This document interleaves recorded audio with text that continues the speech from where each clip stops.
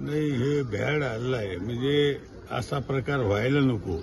पण ज्यावेळेस समोरच्या उमेदवाराच्या लक्षात येतं की आता आपली परिस्थिती डाऊन झालेली, त्यावेळेस असे भ्याड हल्ले केले जातात.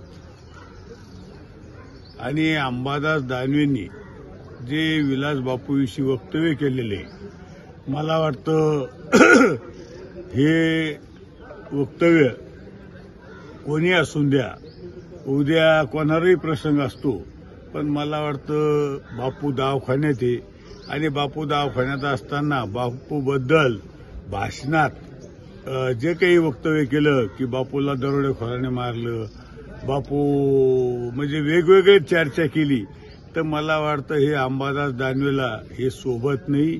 म्हणून मला सांगायचं की हे जे वक्तव्य केलं, तर हे वक्तव्य थोडंफार विरोधी पक्ष नेत्याने जबाबदारीनं थोडं बोललं पाहिजे. बापू त्या दिवशी 4 वाजेपर्यंत प्रचारात होते आणि वक्तव्य केलं की बापूला दरोडेखोराने गुंडांनी मारलं.